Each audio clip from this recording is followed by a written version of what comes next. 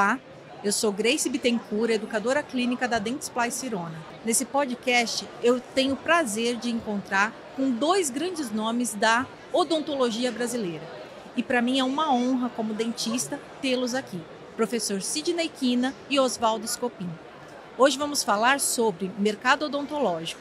E agora é com vocês. Se apresentem e vamos começar. Meu nome é Sidney Quina. Para quem não me conhece, eu sou de Maringá, no Paraná. E essa pergunta sobre mercado, ela é difícil, né, de responder, porque você tem que ver de diferentes pontos de vista. Se a gente for observar por a quantidade de profissionais, logicamente que nós temos uma saturação em algumas regiões, em outras regiões um pouco mais, a relação um pouco melhor. Quando se trata só de números, se não me engano, a OMS coloca 1 para 1.500, né? Um dentista, um profissional para 1.500 habitantes. E, logicamente, que existem lugares onde essa proporção chega de 1 a 300. Quer dizer, temos um profissional para 300 pessoas. O que levaria a entender que nós teríamos uma condição de saúde bucal espetacular, se fosse só números. Então, dentro de números, a gente poderia primeiro trabalhar isso. O mercado está saturado em algumas cidades, especialmente as grandes cidades, especialmente do centro para a região sul, né? Nós temos uma concentração maior de dentistas, algumas cidades muito concentradas.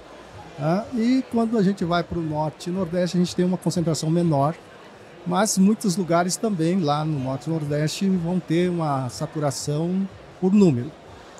Isso seria um primeiro ponto. Agora, quando se fala simplesmente de mercado, a gente vai observar que, como toda pessoa que trabalha com administração, com marketing ou com publicitação, vai dizer que o mercado nunca está saturado. De certa maneira é verdade. Se todo profissional trabalhar, dependendo da sua estratégia, ele vai conseguir um lugar ao sol. É um pouco mais difícil, em lugares mais saturados, mas sempre existe essa possibilidade. Então, eu acho que nossa profissão ela não está muito diferente de outras profissões. Se a gente perguntar para um fisioterapeuta, para um veterinário, para um fonoaudiólogo, a gente vai ver que as proporções são muito parecidas. Todos vão falar que o mercado está saturado. Mas, ao mesmo tempo, a gente vai ver que todos os dentistas, de uma maneira ou outra, estão sobrevivendo. Talvez não no padrão de vida que queria, mas estão. E quem vai fazer o mercado? Somos nós. Então, cada profissional vai ter que achar seu lugar ao sol. Qual a estratégia? Não sei. Sempre quando a gente pensa em estratégias, só me vem uma à cabeça. Quando a gente procura, né, um profissional de outra área, a gente nunca vai procurar quem faz diferente. A gente sempre procura quem é o melhor, não é assim? Você vai procurar um médico, quem você vai procurar? Bom, você vai ver entre seus pares, seus amigos, quem é o melhor nessa área específica. E é ali que você tenta se ancorar. Então, às vezes, a gente escuta os jovens, né? Muita gente fala, jovens, tem que fazer diferente. Não é fazer diferente, é fazer melhor. É isso que eu acho que é a ideia.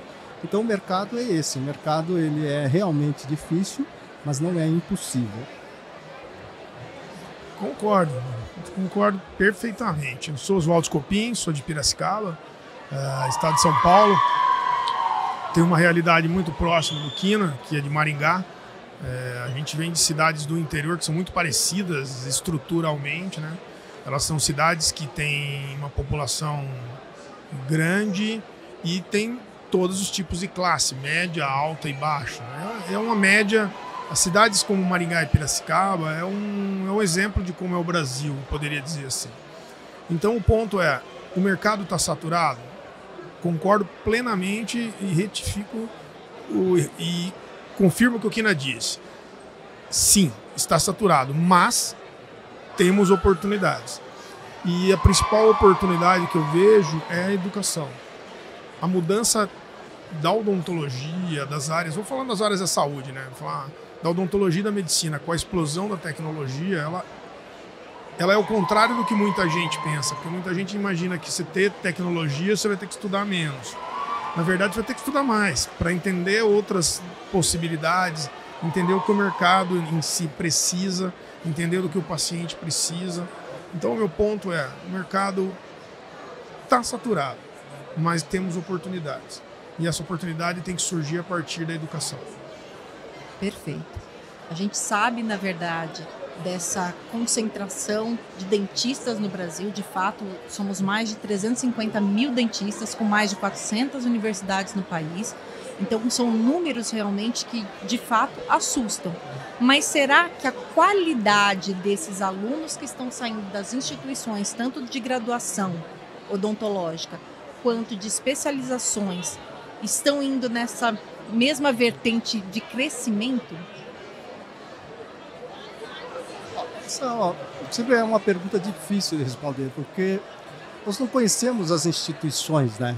É difícil para a gente falar e também é ruim a generalização. Dizer que toda a universidade, por conta desse volume enorme, todos os formandos não estão se formando bem, certo? Existe essa ideia, mas não existe uma forma de medida.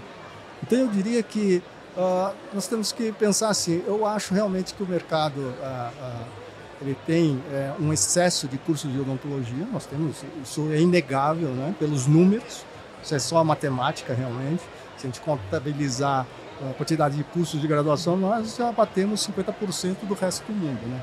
Então é muito curso de graduação, isso é uma verdade. Agora, colocar todo mundo no mesmo limbo é ruim. Então, na verdade, a gente tem que entender que o produto final que vai ser formado, ele tem que ser carregado dentro do individual. Então, vão ter pessoas que vão se formar e vão ser excelentes dentistas, talvez se formando numa universidade que talvez não tenha nem nome, nem muita expressão, seja a primeira turma daquela universidade, que vai ser um bom dentista. Às vezes você tem universidade super consagrada e forma alguém que não vai ser um grande dentista. Então tem muito essa coisa da individualização. Logicamente que um ensino de qualidade seria o desejado para todos, né? Mas eu de verdade, eu não gosto muito da generalização de que tudo é ruim e nem que tudo é bom. Eu acho que nós temos que pensar em como ajudar, na verdade. Porque imagina que um aluno vai se formar e sua universidade não tem condições de nada. É uma universidade que tem carência de equipos, tem revezamento no equipo, materiais não existem, às vezes ele tem que levar de casa ou tem que dividir, alguma coisa assim. Realmente isso é um problema. Agora, do outro lado, nós, formadores de opinião, empresas, deveríamos tentar fazer uma espécie de um mutirão para tentar ajudar mais, talvez, né? Já que o ensino, ele talvez não tenha a qualidade que todo mundo deseja, então alguém poderia fomentar ou tentar, pelo menos. E justamente eu sempre falo, as associações, os conselhos, eles deveriam ter uma participação para ajudar. Porque críticas existem muitas, né? Mas movimentos reais para tentar melhorar o que está acontecendo é muito pouco. Então a gente fica criticando, mas acaba, que a gente estava conversando ali, num loop infinito dessa crítica aí, e fica por aí mesmo, né? Conversa de corredor sempre é gostoso bater, né? Dá a ideia de, mas vamos fazer então alguma coisa, aí já o corredor já esvazia, sabe? Eu acho que acho que a gente deveria ter um tipo de um órgão regulatório criado para a melhoria, entendeu? Tipo, criar alguma coisa para falar assim, tá bom, o que está errado? Junta professores, diretores de várias universidades, CEOs de empresa, tipo, o que pode ser feito para melhorar a qualidade da graduação, por exemplo? O que pode ser feito para mudar o currículo? Só que a gente não vê isso, né? A gente não vê nenhuma ação de mudança de currículo. Tipo, você olha o currículo hoje das faculdades de graduação, é um currículo de quando eu e o Kina se formamos há 30 anos atrás, 35 anos atrás. Então, assim, eu acho que deveria ter essa mudança. Como fazer? Vou ser sincero para você, não sei. Mas, assim, tem que partir de quem controla a odontologia. E tem que haver mais participação. Alguma coisa tem que haver de mudança, né? São sempre medidas que não são populares. São sempre medidas que vão ter que ser duras. Que vai desde pensamentos do tipo, vamos colocar a prova de ingresso de profissional, tipo ABO, tipo da Associação de OAB, tipo da OAB. Por exemplo, isso foi uma ideia muito cogitada, especialmente no final dos anos 90, e por ser muito impopular, acabou não virando. Mas é assim, como a gente tem uma coisa um pouco fora de controle nesse momento, vai ter que entrar com algumas medidas que sejam não muito populares, um pouco doídas, mas vai precisar fazer. Porque quando essa entrada, essa abertura enorme de cursos, ela vem decorrente de uma política de números, onde no governo Fernando Henrique, se não me engano, foi feita uma contagem de quantos alunos saem do ensino básico fundamental e quantas cadeiras existiam no ensino superior, que era uma discrepância muito grande. Então se resolveu aumentar muito o número de cadeiras no ensino superior. Porém, as universidades públicas não tinham essa condição. Então foi feita uma forma de que as privadas pudessem ter mais facilidade de aberturas, para regular um pouco esse mercado de saída do fundamental para o superior. E uma vez feito isso, houve uma explosão realmente de números de vagas no ensino superior. Na odontologia, uma explosão muito grande. Uma vez, se não me engano, posso estar enganado, mas isso é coisa que a gente escuta de corredor, né? Foi conversado realmente com o ministro na época e a resposta foi o mercado vai regular. O mercado vai regular. Bom, o mercado não está regulando nesse momento.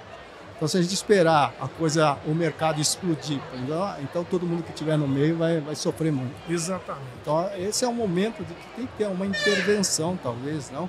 Alguma coisa que possa, não algo... A gente não pode falar assim, não pode abrir, não sei se isso seja democrático ou não, mas precisaria ter uma forma de regular, né, esse número e a saída. E a maneira melhor é fazer, na minha opinião, essa é uma opinião própria, sim. A minha, é tentar ver como está saindo, e isso é através de algum teste. Não é popular, não é uma coisa bacana, mas talvez seria uma forma de regular. Porque a odontologia é a área da saúde, né? Então mexe com o ser humano, tem que ter algum controle. E esse mercado estético, que vem cada vez aumentando mais, a gente sabe que é uma tendência também da odontologia, e que vocês dois, como grandes ícones aí dessa parte de reabilitação oral, o que vocês veem de mudança nos últimos anos em relação a esse mercado estético, como isso impacta cada um de nós dentro da clínica e nas universidades? A estética, ela explodiu, né?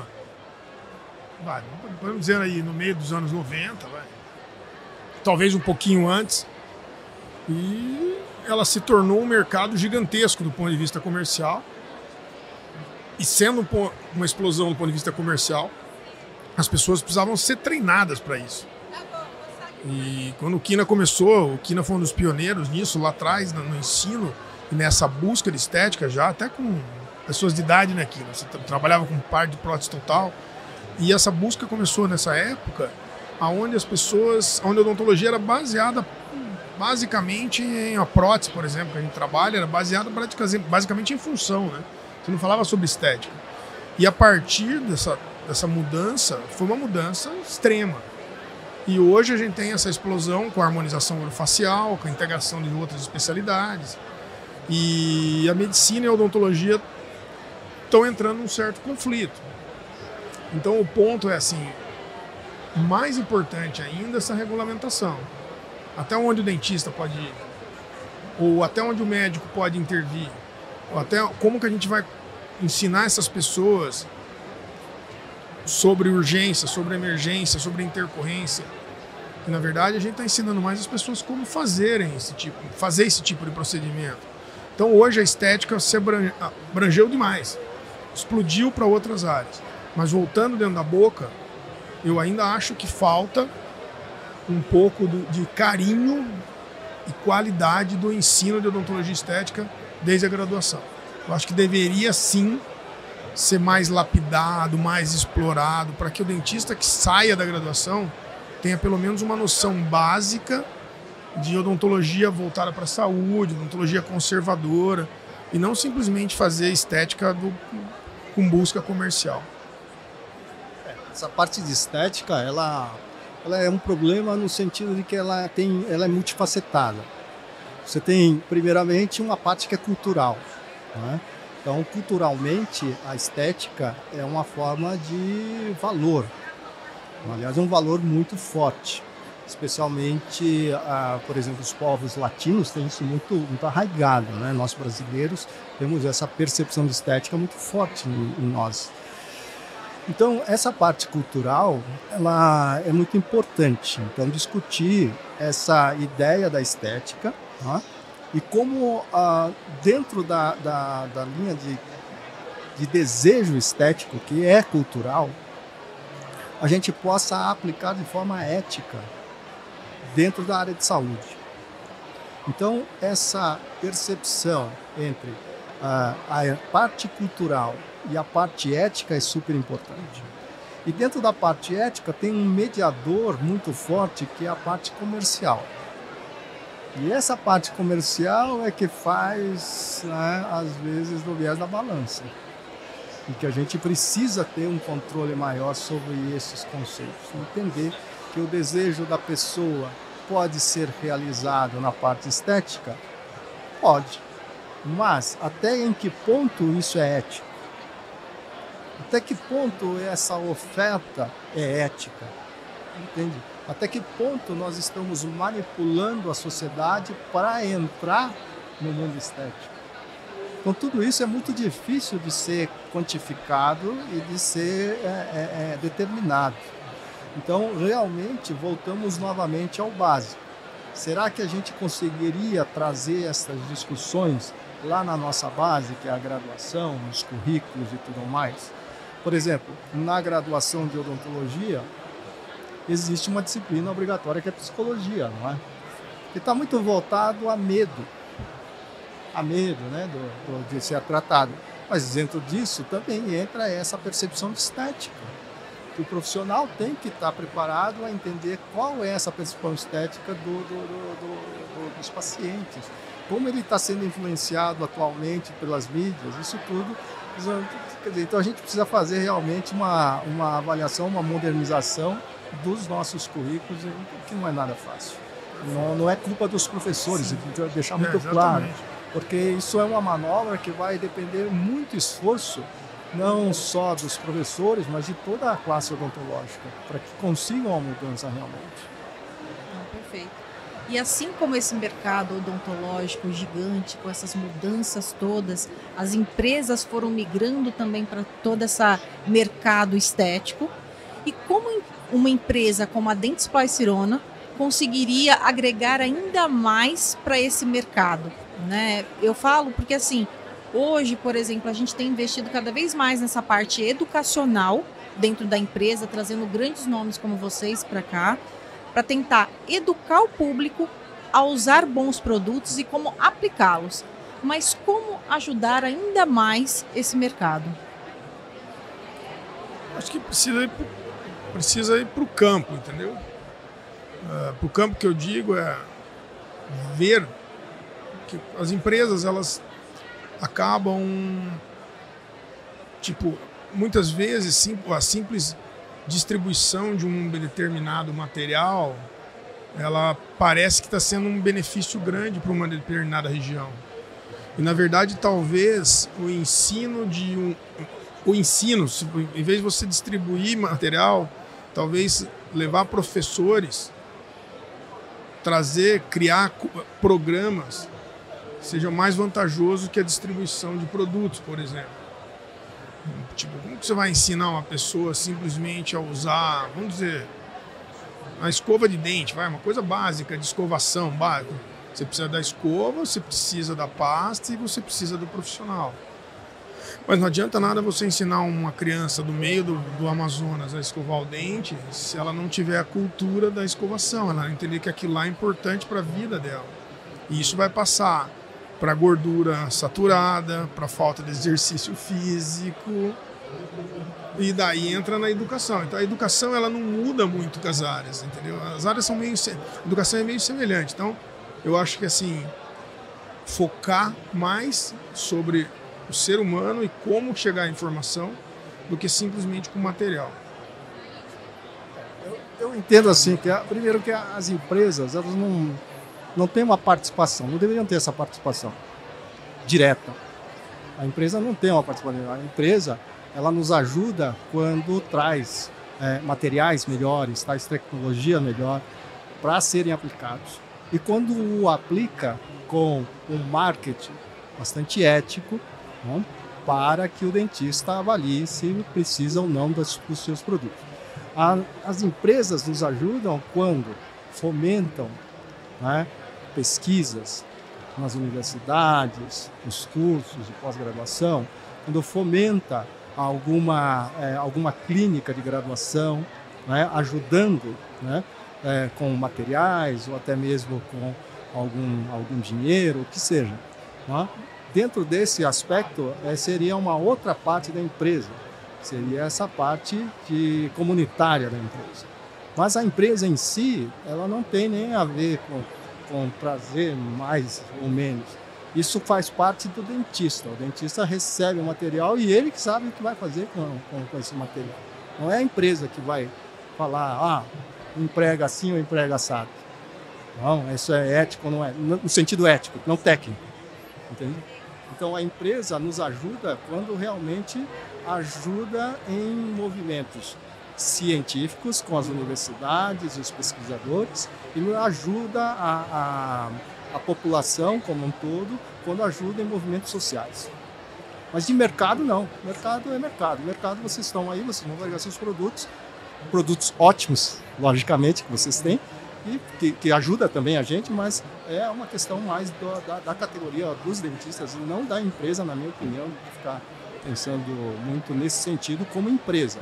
Mas sim, se tiver uma parte, um braço da empresa comandando isso, seria fantástico, porque ajuda muito, né, o fomento da ciência e movimentos sociais paralelos. Uma grande mudança que teve também, a virada de chave dos últimos anos, essa questão entre partirmos do analógico para o digital, que a gente estava até conversando agora há pouco. O que trouxe de mudança tudo isso para esse mercado? E como que vocês veem essas diferenças desse mercado agora do analógico, digital? Quais são as novas tendências do mercado? Eu vejo que assim, odontologia para mim já é digital. Não tem muita...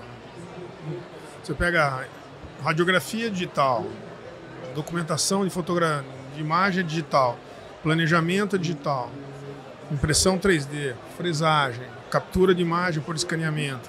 Mesmo se você manda para o laboratório um molde, ele vai vazar aquele modelo, ele vai escanear para fazer o planejamento. Então, digital é simplesmente falar odontologia. Então, eu acho assim, o digital ele já está inserido na profissão quase que automaticamente. Já virou uma simbiose. Você não consegue mais separar isso. É lógico que quando você imagina digital, a pessoa sempre pensa num scanner, numa fresadora, mas não, tudo é digital. O controle do motor elétrico, o controle da profilaxia, o controle da sua cadeira odontológica, ela é tudo digital, é uma placa eletrônica. Então, assim, a concepção de digitalização de processos, ela é parte da nossa vida. Então, já está simbiótico isso, eu não vejo mais separação. A questão é, assim, quanto isso vai entrando por ano, por tempo. O tempo a gente não sabe, mas já está aí, já está, não tem mais volta. A gente até estava discutindo a respeito disso, que em algum momento, esperamos que breve, não se utilize mais essa ideia de odontologia digital. Porque dá a sensação de separação, né? Existe uma odontologia que é digital e uma odontologia que não é digital. Exatamente. Na verdade, a odontologia é a odontologia. Ela já incorporou digital, alguns com mais intensidade, mas quase... Eu acho que todo dentista hoje tem alguma coisa já digitalizada, que seja uma fotografia no smartphone. Exatamente. De documentação do paciente, já é algo digital. Ou seja, vai chegar um momento que não tem mais essa preocupação de falar digital. Odontologia é odontologia, né? E vai ser isso. Então, o futuro, ele realmente vai incorporar todas essas tecnologias, e elas vão entrar naturalmente. Se eu sempre falo isso, ela vai entrar naturalmente. Nós que temos um pouco mais, né, de bagagem aí, né, são praticamente mais de 30 anos, né, de profissão, a gente já passou por várias fases e que foram incorporadas naturalmente dentro da nossa profissão. As minhas primeiras restaurações na graduação foram feitas com resinas base catalisador. Só no final que chegou um primeiro fotopolimerizador na Universidade Federal de Santa Catarina, onde eu me formei. E de lá para cá a gente começou só a pensar em fotopolimerização. Ninguém ficou falando, era fotopolimerizada.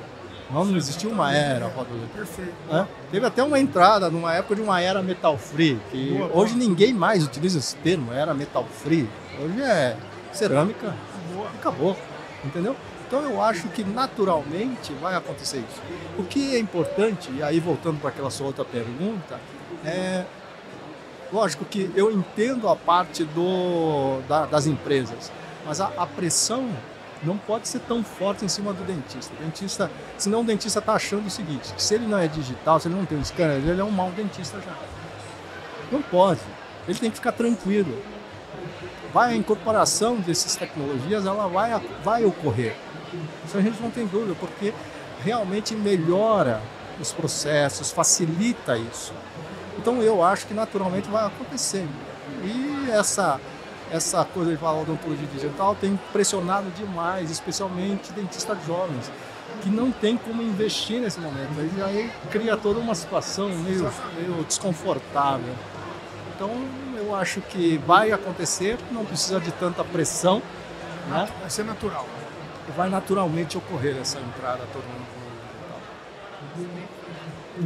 Eu não sei se de fato nós somos os melhores dentistas, né, do mundo, mas que com certeza nós temos ótimos, e eu tô aqui com 2 desses melhores, eu tenho certeza disso. E eu queria ir finalizando esse podcast pedindo para vocês falarem um pouquinho o que vocês falariam para os seus filhos ou para as pessoas que admiram vocês em relação a essa parte educacional da odontologia. O que vocês esperam? Porque vocês são grandes formadores realmente de opinião, né? O que vocês gostariam que as pessoas que vocês dão aula, que vocês dão palestras, o que vocês gostariam de passar de fato, não só na odontologia, mas para essas pessoas? Bom, uma coisa que eu sempre falo, e eu acho que isso é importante, é que para todos que estão começando, entender que odontologia não é corrida de 100 metros, não é um sprint, é uma maratona. Então não adianta querer correr muito agora, porque você tem uma longa caminhada pela frente. A odontologia ela requer paciência, ela precisa maturação, e isso ocorre naturalmente. Então não precisa ficar desesperado nesse momento. Vai com calma, tranquilidade, consciência, que você vai chegar lá na frente. Vai tranquilo. Não precisa seguir nada que esteja fora do seu alcance. Não dê um passo maior do que você pode, porque muitas vezes a gente tropeça nesse passo lá. Melhor dar vários passinhos, ir devagar, e lá na frente tenho certeza que o sucesso aguarda essas pessoas aí. E é o que a gente torce para que todo mundo seja feliz dentro da nossa profissão, porque realmente ela é maravilhosa. Nossa profissão é uma das, eu acho, como diz o Baratieri, a melhor profissão do mundo, né? Exatamente. A mensagem seria muito legal que a Kina falou. E assim, a nossa geração, a minha geração, 50, 60 anos, né? A nossa 50, 60, ela passou por muitas mudanças no Brasil. Passou por mudança política, mudança social, mudança de tecnologia, a implementação da digitalização de processos. Isso impactou muito a gente. E é difícil você se colocar no lugar de outra geração para dar opinião. Então, assim, eu sou uma pessoa que sempre acho que o ser humano ele tem uma essência, você tem que buscar essa essência. Tipo assim, cada pessoa tem uma essência. Você não deve querer que seu filho seja aquilo que ele não é, que seu aluno seja aquilo que ele não pode ser. E o papel do educador é tentar achar a essência de cada um e mostrar caminhos. E daí cada um escolhe esse caminho. A gente não deve forçar ninguém a nada, entendeu? E por isso que eu assim, prezo pela educação de qualidade desde a infância, porque a pessoa bem educada, ela vai conseguir achar a essência por ela mesma através dos educadores que deixam essa essência fluir. Então, assim, eu mudei muito com a vida, com o tempo, e essa seria a mensagem. Tipo, acha a sua essência e tenta fazer o caminho da melhor maneira possível, com ética, cuidado, bom senso, e nunca esquecendo que a odontologia é uma área da saúde. Gente, eu quero agradecer profundamente pela presença de vocês aqui. Para mim foi um grande prazer. Obrigada. Obrigado a você. Obrigado também a Dentsply Cirona.